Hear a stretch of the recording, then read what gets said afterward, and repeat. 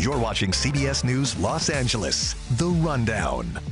Hello, everyone. I'm Ross Palumbo, and here's a look at your top stories at this hour. Major business news. Journalists at the LA Times have just walked off the job. They're protesting the company's request for a waiver on seniority when it comes to layoffs. This is the first time those journalists have gone out on strike in the paper's 142-year-long history. Meanwhile, the publisher of Sports Illustrated plans to lay off most or all of its staff. That's according to the union at the 70-year-old magazine. And here to give us more insight on this matter and other major layoffs, as well as tips for job seekers, is Top Employers Institute Regional Director Trevor Bogan. Trevor, thank you so much for joining us. Thank you, Ross. How are you? I'm really good. You know, unemployment is historically low right now. Is this really just a blip, or is this a sign of things to come?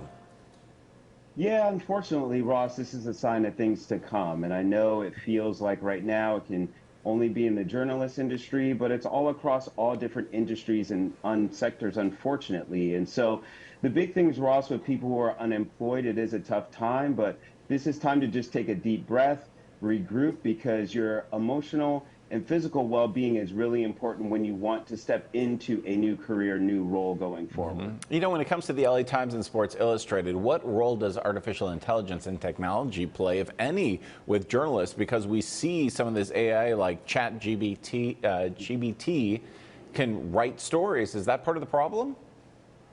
Well, it's not part of the problem, but it is a thing, Ross, right now. And so we came out with our 2024 Global World of Work Trends Report, and what we're finding with AI and technology is by 2026, 1 million people are going to have interactions with AI in some capacity. So it's not going away. But what's interesting too, Ross, is people still want interaction with people. So even though AI is out here, it's really just educating yourself on AI and really knowing the capabilities of it, but it's really going to be responsibly on how you utilize AI as well. And so there are some good things about AI that can write stories and write detail, but there's also bad things where people need to be involved in that. People need to reread stories and make sure they're telling the stories by their perception of what they're hearing and how they're interviewing people and shaping all that. And that's the important human element of it as well, Ross. You know, I think you already partially answered this, but what tips do you have for job seekers looking right now, knowing that AI is going to be a factor?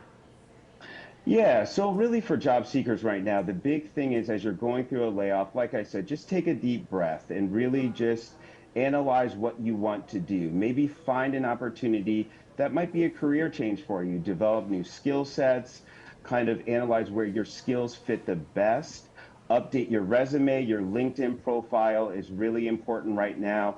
Highlight things that you've really accomplished, highlight trainings that you might have and insights that you might have that will connect. Networking's a big thing. Utilize your network to the best capability. And I know it can be tough right now, and I know when you get laid off, you really just want to find a job, but make sure you're looking for jobs that align with your skill set, because that's where you're going to get keen into recruiters, internal talent acquisition teams, and that will help you find a role a lot faster than normal. You know, Trevor, what about those who have jobs right now that are concerned? What can people do to ensure their job security? Yeah, I think big things right now is just look at the job that you're in and really develop yourself. So really network internally with your organization.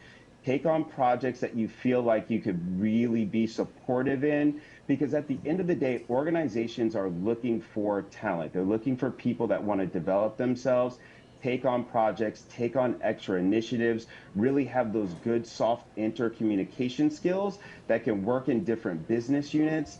And always have open conversations with your leadership team on where they can deploy you to be the most successful. Because at the end of the day, you want to develop your skill set, you want to have good internal networks, and you also want to be seen as an asset and not a liability. And that's the most important thing with job security. It is so true, right, Trevor? You want to make yourself invaluable. Trevor Bogan, all great advice. Thank you so much for speaking with us.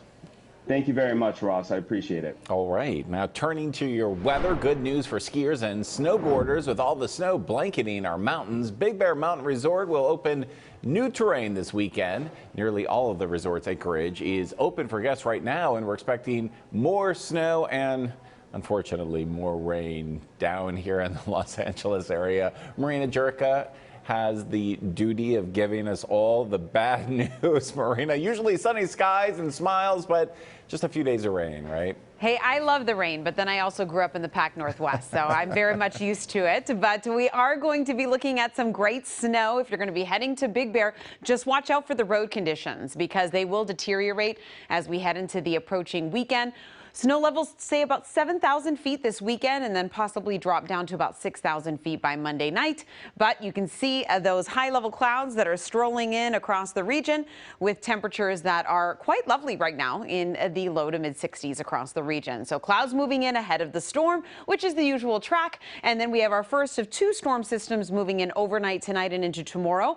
Ventura County will be the first to see those showers as it's moving down from the central coast anytime really past 10 p.m. overnight into early tomorrow morning. And then LA and Orange County will follow as we head into the rest of the day on our Saturday. But afternoon highs topped out really nicely today with 66 in Simi Valley. We've got 63 in Palmdale, 71 in San Bernardino, so quite toasty there, 70 in Chino, 62 in LAX, and 63 in Laguna Beach. Now, as this system pushes in, the first system weaker, slower, so it's going to take a little bit to kick it out. So that's why, because of that wraparound moisture, we'll stay pretty dismal and gray, but only see showers from time to time as we move into both Saturday and Sunday. I would say Saturday afternoon is the best chance for a little bit of heavier rain with this weaker system, so keep that in mind.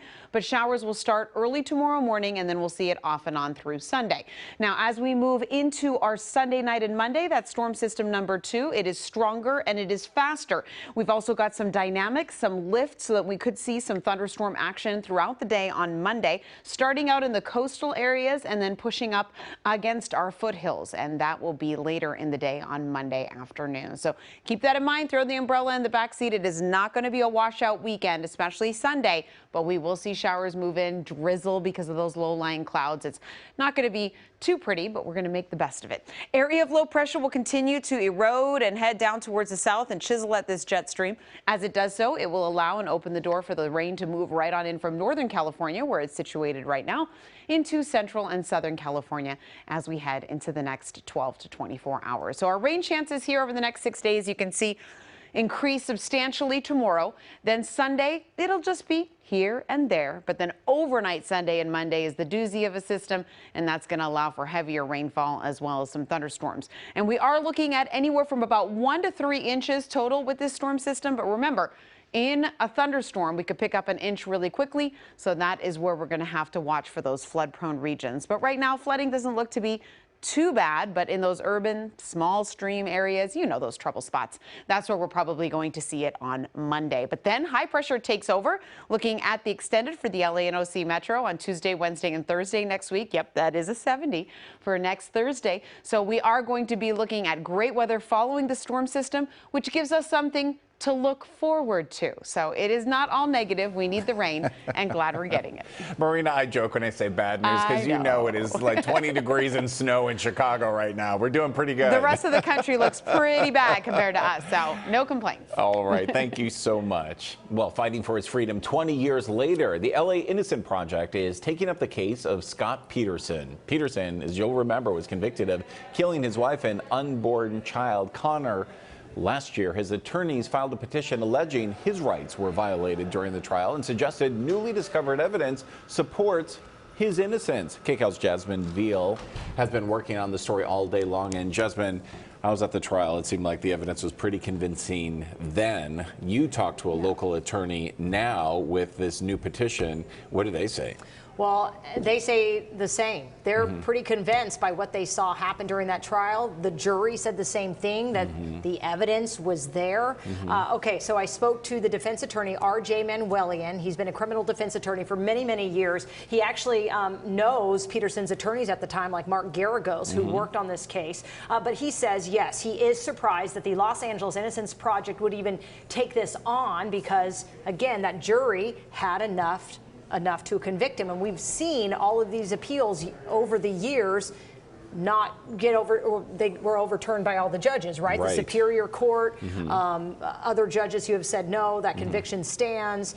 They did take back the death sentence. That was a win that he did have. It was, what, 2020 when that death sentence was overturned. But again, so R.J. Manuelian went into all of this with me and said, here's what he thinks, that there were enough deficiencies to attract the attention of the Los Angeles Innocence Project that he says they are looking at things that were not investigated, like that burglary that happened nearby, that burned out van, witnesses who were not used, and they want to retest that DNA evidence. He says that Peterson has tried again for years to get this overturned. There's just too much evidence to show that he did it. So take a listen to what he told me. In the end, Jasmine, here's what you have to remember. They might not even get a hearing because there was a plethora of evidence showing that Scott Peterson was guilty. Remember the telephone calls with Amber Fry, where he used the word that my wife was gone before they even knew whether she was murdered. So, you know, there's a lot of slip-ups, him not cooperating with the police, taking the Fifth Amendment. Yeah, so Manuelian says, yes, he would be surprised if they even connected this to a third party. He'd be very surprised. But we did, Ross, we spoke to Annie Delladonna. She is with another group, Innocence OC. She is not part of this Innocence Project at all, but of course she also tries people who she says are wrongfully convicted, right? She says the Los Angeles Innocence Project would not take a case that they did not believe strongly in. Of course.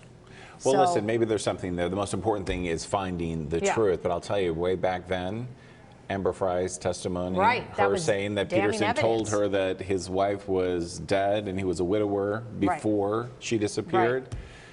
And she recorded the conversations, presented those. I'm sure you remember the reaction in court. You know, Annie was telling me, and again, she's with Innocence OC, that, you know, for example, there was an evidence that the DNA wasn't tested properly back then. It was tried to be retested by some analyst in 2019, but the defense says they never ended up receiving that. This is like in the 100 pages of documents they submitted, That's a lot. And so 2019, they're saying, hey, the defense never got any of that information. Give it to us. We're going to retest it, and we might find something that points to another person. And I think they claimed there was some DNA that wasn't tested.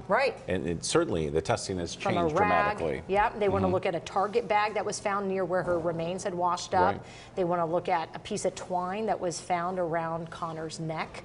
So these are very gruesome details. And I actually, something that the Innocence OC woman had said was that this won't bring back Lacey, and she feels for Lacey's family. She knows how brutal this is to have this return to the spotlight, to the headlines, but she says we need to do this for the public. I mean, this is the truth, right? If the truth's out there, we need to find it. It is one of the most horrific cases I've ever covered. 8 months pregnant, and when her body was found, Connor was no longer in her. It was, and I think there was a duct tape around the baby's neck. It was horrific from beginning to end, and here we go through it again. And here we go, and we'll see if they get that trial, if they even get the hearing. Again, a lot of documents given to San Mateo County, the Superior Court there. So, and we're still sifting through all of them. So, well, we know you are on it, and you'll have the very latest at 4, right? All right, we'll see you then. All right, thanks a lot, Jasmine. And this has been CBS News Los Angeles, The Rundown. Thanks for joining us. We will be back at 4 here on CBS.